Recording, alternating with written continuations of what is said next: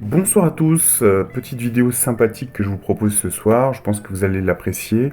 On va commencer avec une première personnalité, et donc analyser sa généalogie. On commencera par Richard Nixon, un exemple classique d'un contemporain, enfin la période contemporaine, même s'il est décédé depuis longtemps, donc 37e président des États-Unis.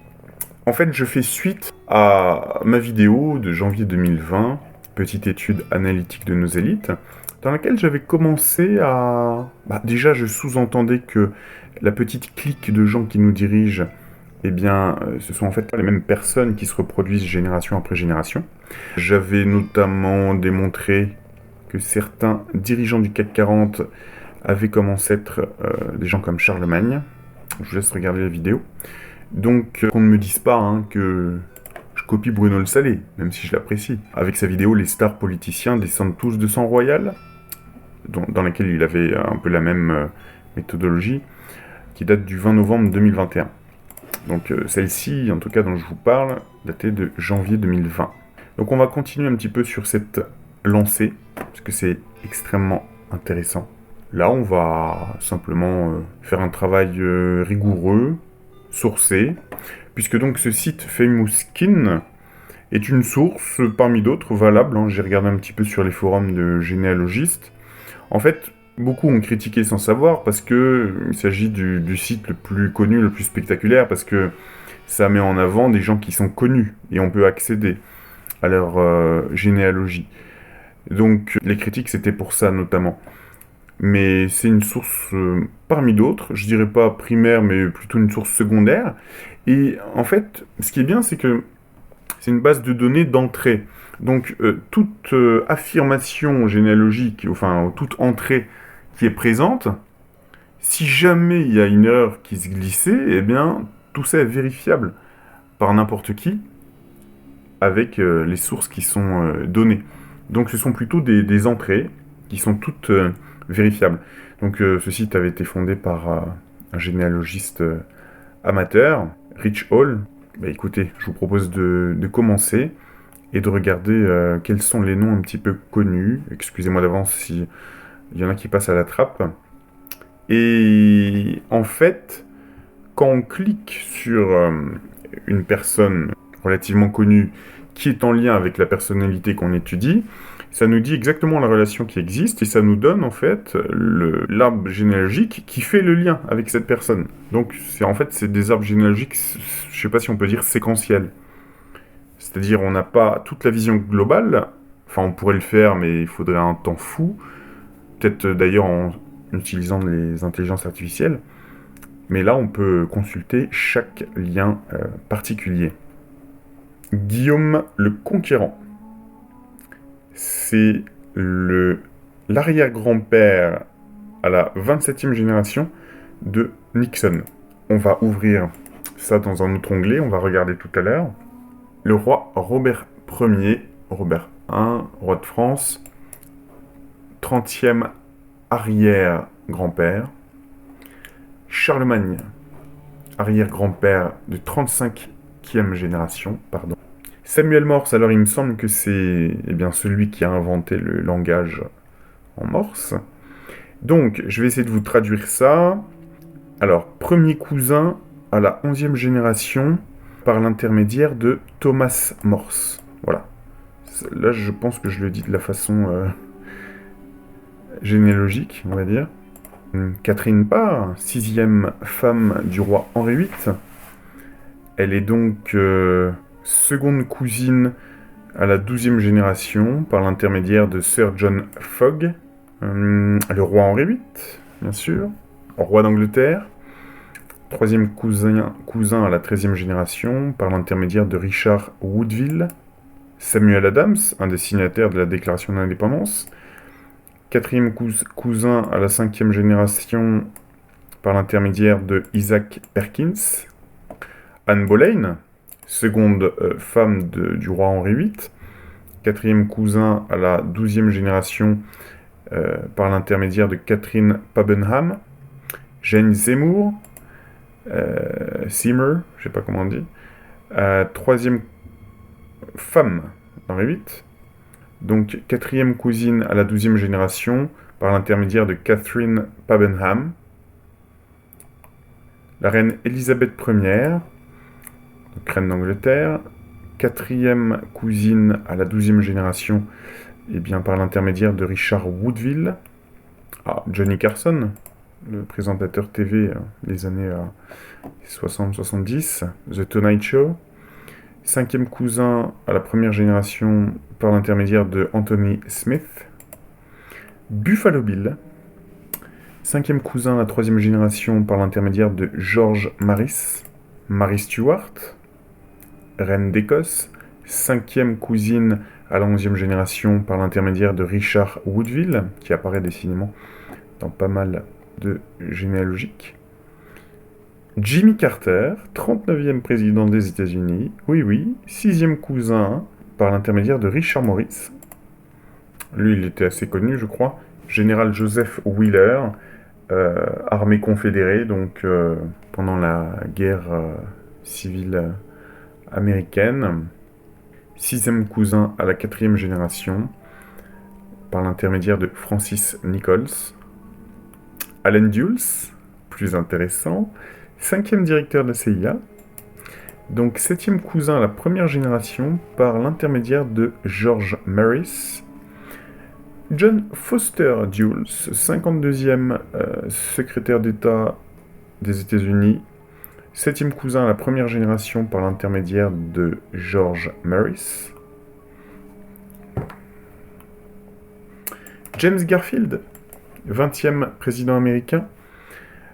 Septième cousin à la deuxième génération par l'intermédiaire de Henry Travers. William Howard Taft, 27e président américain.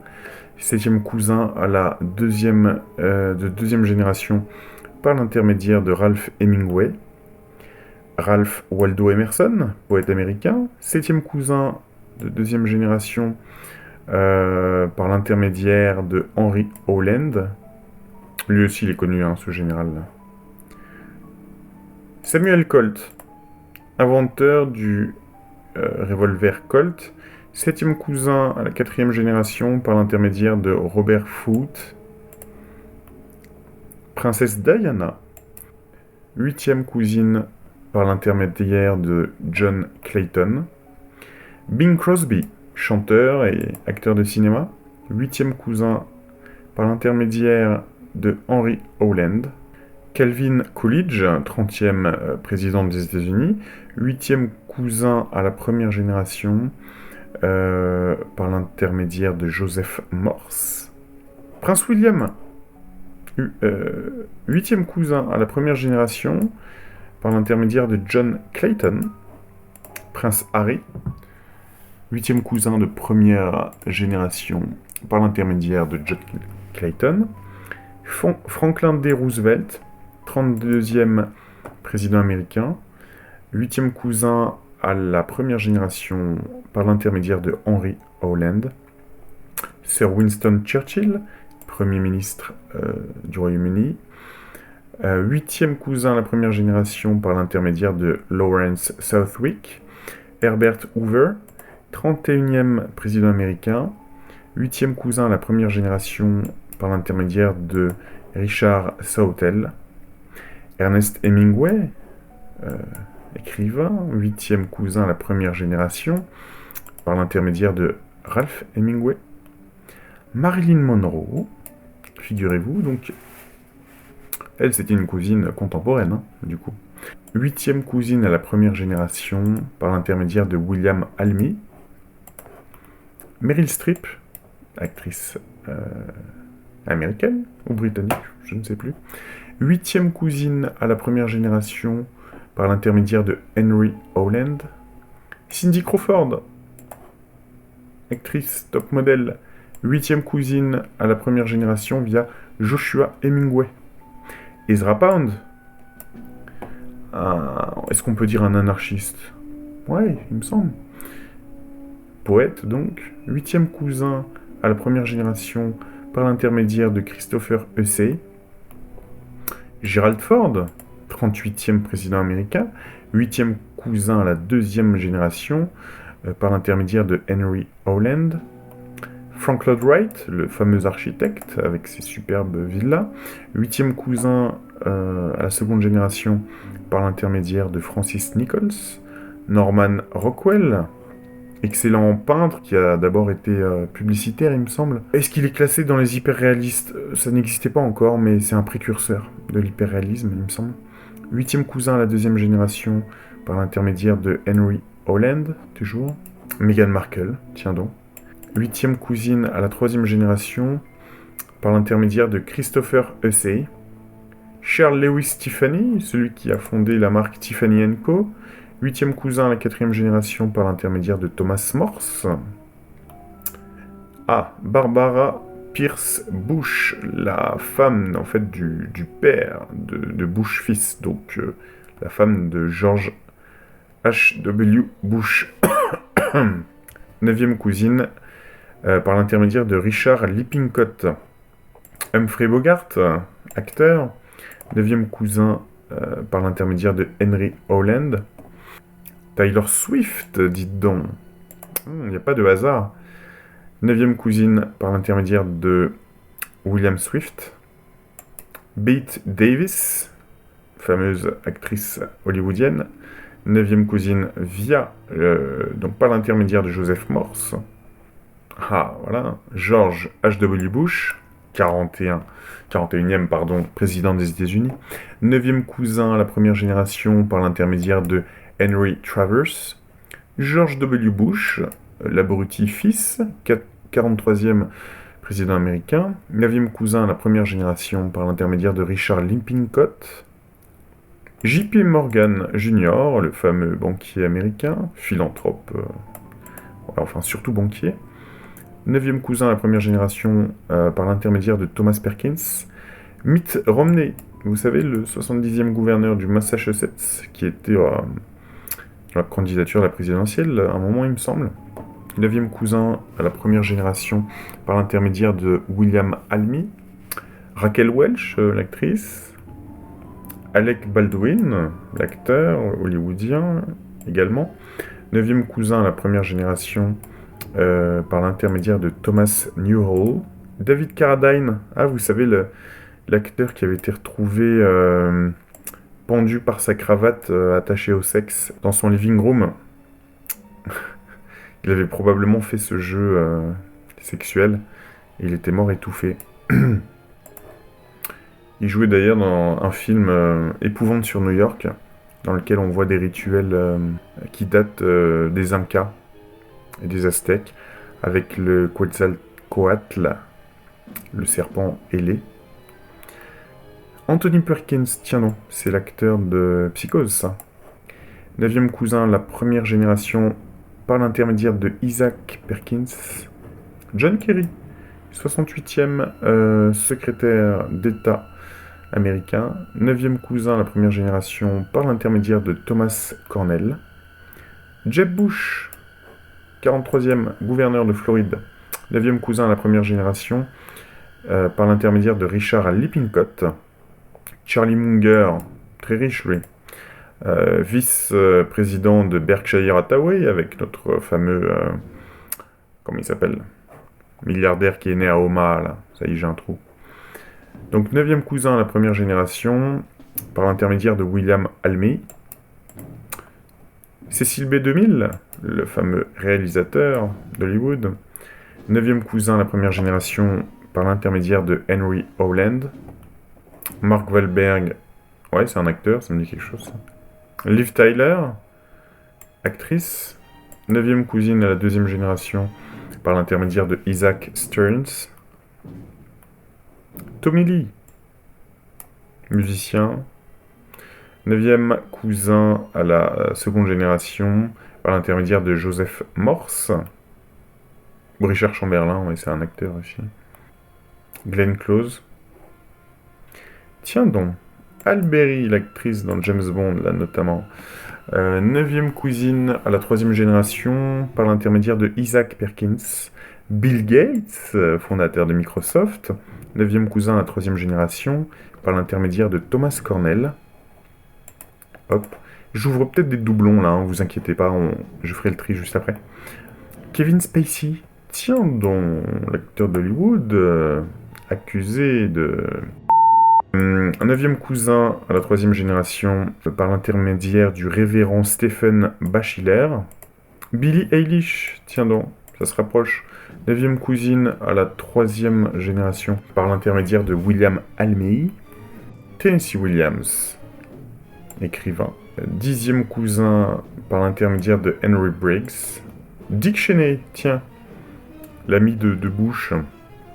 46e président des États-Unis. Dixième cousin par l'intermédiaire de Newhall.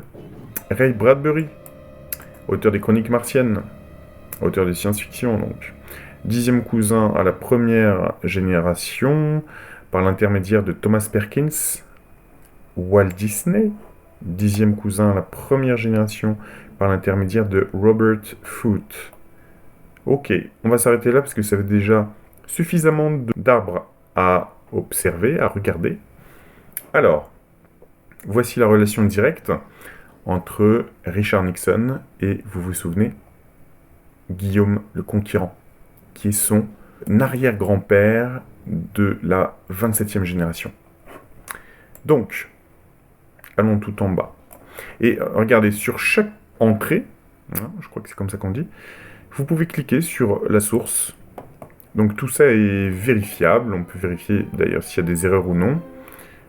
Ici, il y a toutes ces sources-là pour cette entrée, par exemple, avec toutes les infos.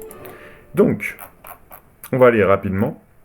Richard Nixon, fils de Anna Milous et de Francis Anthony Nixon. Les parents d'Anna Milous étaient Franklin Milous et Almira Park Burg. Les parents de Almira Park Burg étaient Oliver Burg et Jane M. Hemingway. Les parents de cet Olivier Burg étaient Jacob Burg et Miriam Matthews. Alors Jacob, Miriam, peut-être ascendance juive. Hein. Les parents de ce Jacob Burg étaient Jacob Burg père et Judith Smith. Les parents de ce Jacob Burg étaient Joseph Burg et Sarah Morris. Les parents de cette Sarah Morris, c'est mon chat qui a appuyé sur une touche, Sarah Morris, étaient Richard Morris et Mary Porter. Les parents de ce Richard Morris étaient Elizabeth Almy et Lewis Morris. Les parents de cette Elizabeth Almy étaient Christopher Almy et Elizabeth Cornell. Les parents de ce Christopher Almy étaient Audrey Barlow et William Almy. Les parents de cette Audrey Barlow, il y avait son père qui s'appelait Stafford Barlow et on ne connaît pas sa femme. Les parents de ce Stafford étaient Helen Stafford et Thomas Barlow. Les parents de cette Helen Stafford étaient Sir Humphrey Stafford et Margaret Thame. Les parents de Humphrey étaient Sir Humphrey Stafford père, ou senior, et Margaret Fogg. Le père de ce Sir Humphrey Stafford était Humphrey Stafford grand-père, marié à Catherine Frey. Le père de ce Humphrey Stafford était Sir Humphrey Stafford, quatrième du nom. Enfin non, c'est dans l'autre sens, mais vous voyez ce que je veux dire.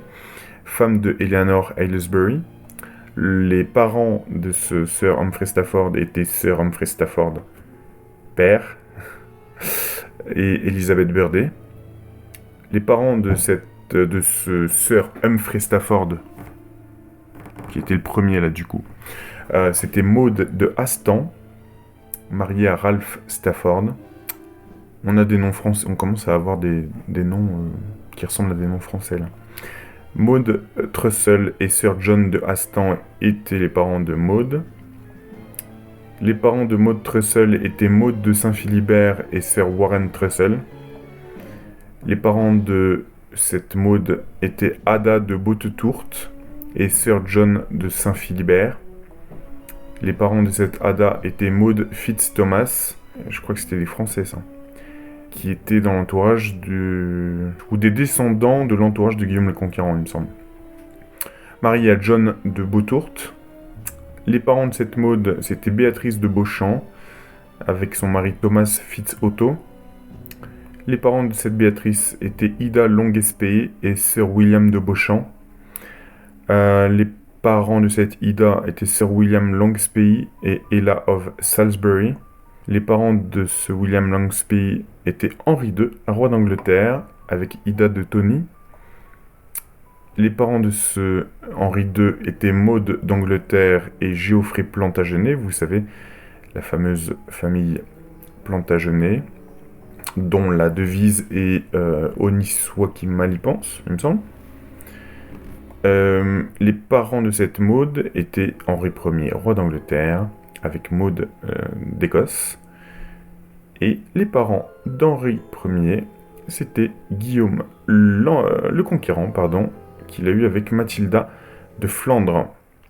Donc, incroyable, incroyable. Donc, les sources sont là. Tout peut être vérifié. Voilà. Guillaume le Conquérant qui était né à Falaise. Et donc, oui, pourquoi il y a beaucoup de noms français à un moment, et mélangés avec des noms anglais aussi, c'est parce que c'est dû à la guerre de 100 ans. Hein. Mine de rien, on a conquis beaucoup de terres en Angleterre, enfin en Écosse, tout ça. Et d'ailleurs, il se dit que énormément des terres écossaises, mais aussi de tout le Royaume-Uni, aujourd'hui, sont de très riches propriétaires terriens qui sont des descendants directs de Guillaume le Conquérant ou de ses chevaliers ou écuyers, qui s'étaient partagés le butin.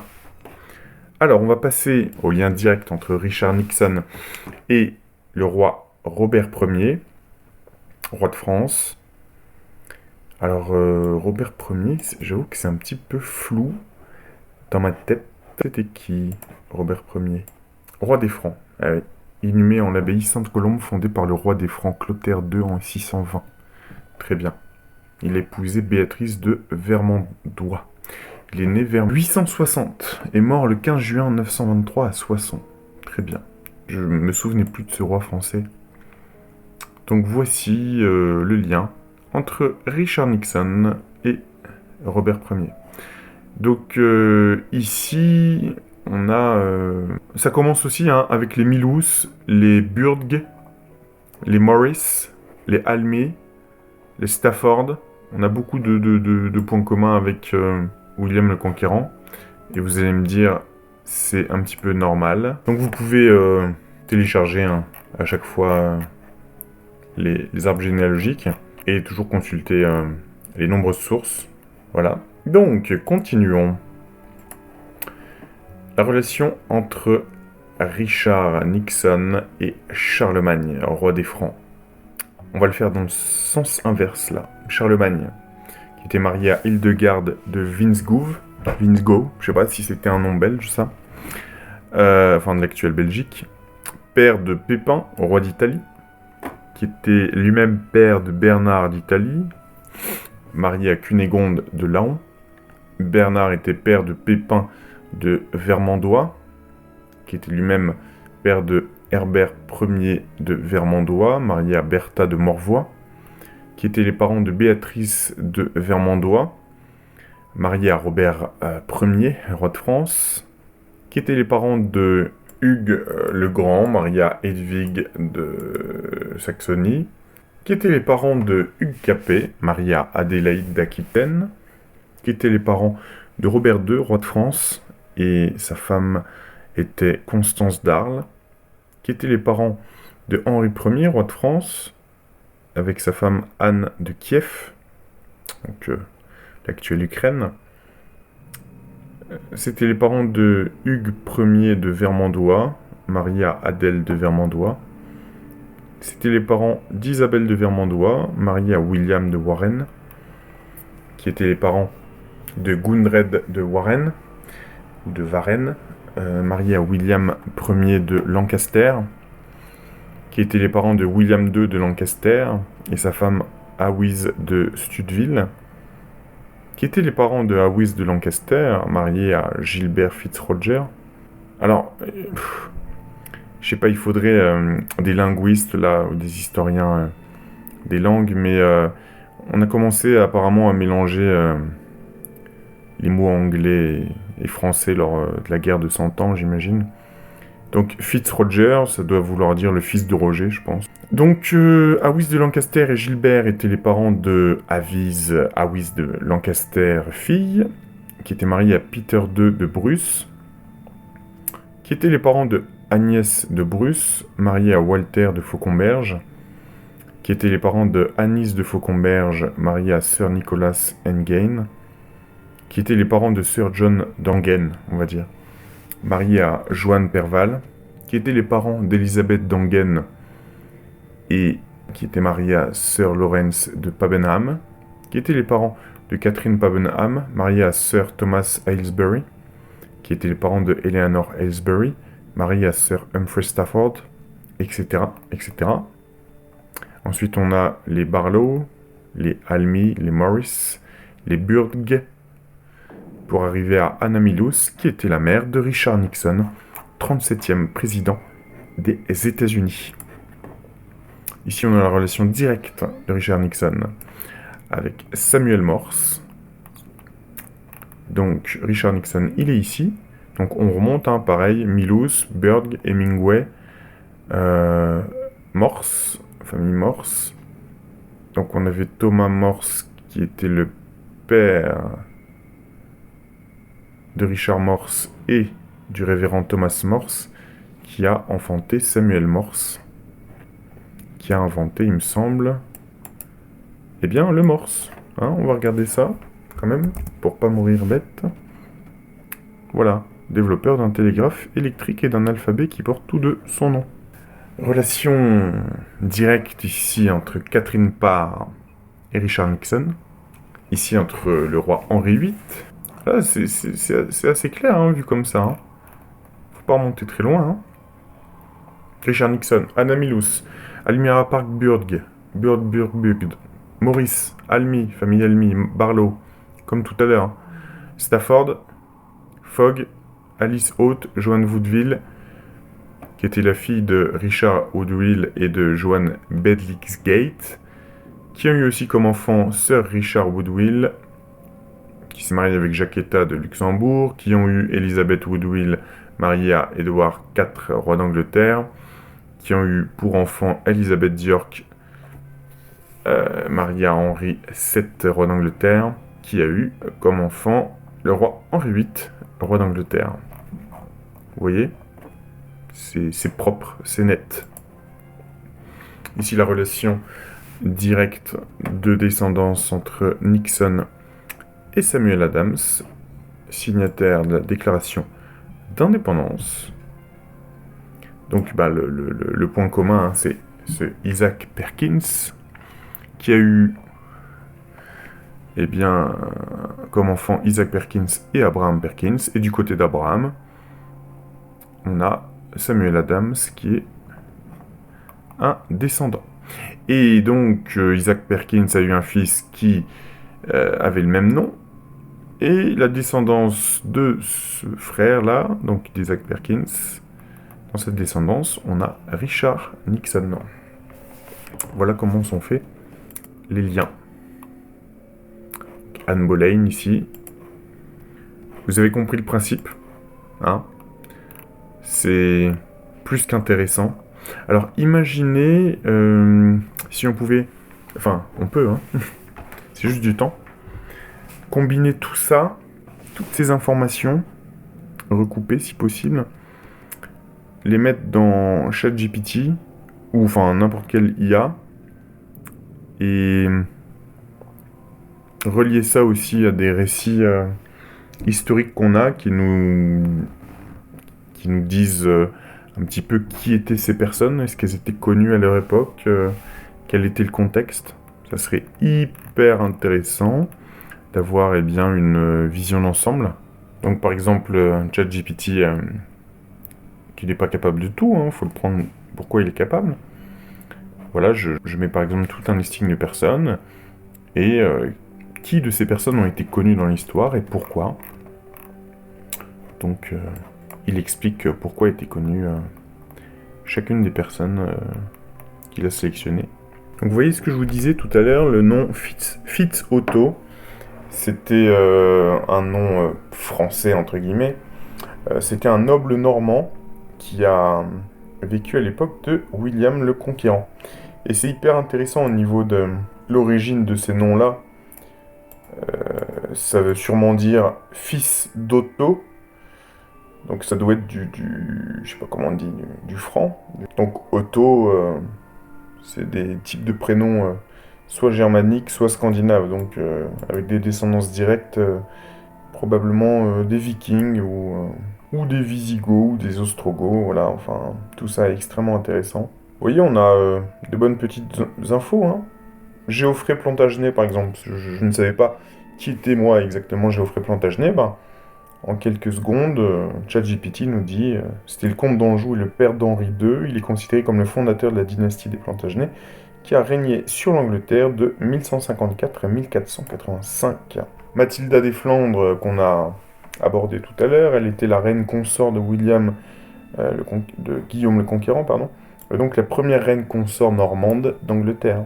Donc, sacré personnage, hein, sacré pédigré que ce bon à rien de Richard Nixon. Enfin, je veux dire, franchement, il n'était pas très... Il utilisait des grosses ficelles, quoi. Ses stratégies étaient vraiment visibles.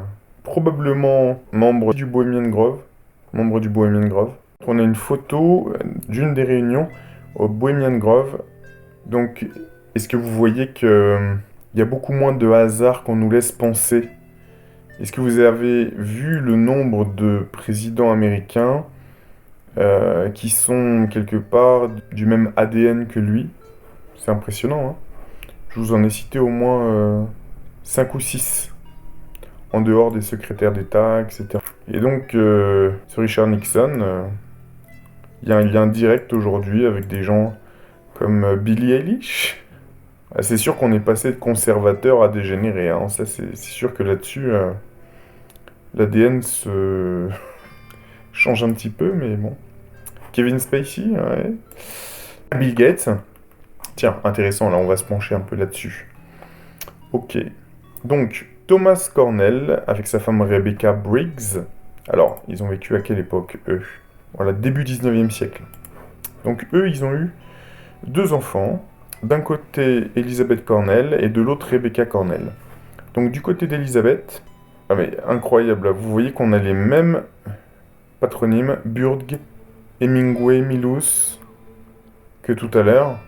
Bah, c'est logique, puisque oui, c'est Richard Nixon, mais je veux dire, probablement que Bill Gates est descendant aussi de Guillaume le Conquérant et consort. Il faudrait qu'on regarde.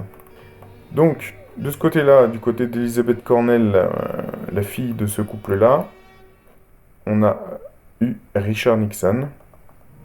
Et du côté de leur fille Rebecca Cornell, on a eu Bill Gates.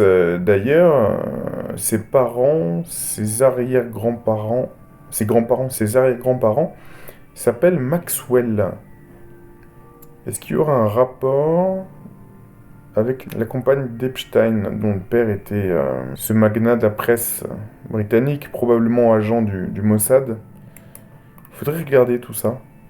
Enfin, vous voyez comme tout est lié et on est bien loin de dire que ah oui, mais tout le monde est lié à un certain niveau en cherchant bien. Oui, mais je suis prêt à supputer que vous n'avez pas de gens forcément aussi illustres et nombreux dans le côté illustre dans votre arbre généalogique. Quand même, là, il y a une concentration de gens qui sont devenus célèbres. Et ça nous pose vraiment question sur est-ce que les petites gens ont une chance de s'élever à ce niveau-là? Et est-ce que ces gens-là descendront de leurs piédestaux un jour, étant donné qu'ils ont l'air de perpétuer leur pouvoir de génération en génération? Et on est passé progressivement d'un pouvoir temporel de régnant qui avait en fait son autorité de Dieu, qui régnait sur des pays. On est passé de ça au règne de l'argent, au règne du capital. Mais ce sont des gens qui nous dirigent toujours, actuellement. Donc, il faudra qu'on pousse un petit peu ces recherches. On s'occupera de d'autres personnalités. Et surtout, revoyez hein, ma vidéo Petite étude analytique de nos élites. Tenez, ici pour la fin, là, on a une relation directe entre Bill Gates et Charlemagne. Bill Gates a Charlemagne comme arrière-grand-père à la 36e génération.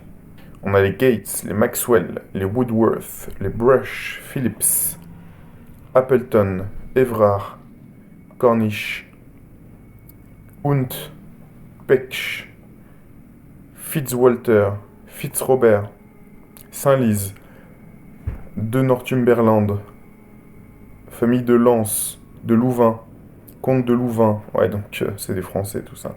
Enfin des Français, je me comprends. Famille de Hainaut, Lorraine, Lothaire Ier, Louis le Pieux, Charlemagne. Donc vous voyez, après quand vous voulez le détail, par exemple vous cliquez sur Mathilde de Louvain. Ici on peut voir, hein, c'est ça la relation, c'est ce que je vous avais dit, c'est logique. Les parents de Mathilde de Louvain, qui est surligné en gras, ce sont Lambert et Gerberga. Effectivement, si vous cliquez sur Mathilde de Louvain, vous voyez bien que son père, c'est Lambert, comte de Louvain, sa mère, Gerberga de Lorraine du Sud. Quand on a de la chance, on a les dates de naissance, etc. Et les sources. Donc, tout ça, c'est un travail qu'il faut qu'on fasse tous ensemble, je sais pas. Ben, j'espère que cette vidéo aura piqué votre curiosité en tout cas. On essaiera d'en faire d'autres comme ça. À bientôt.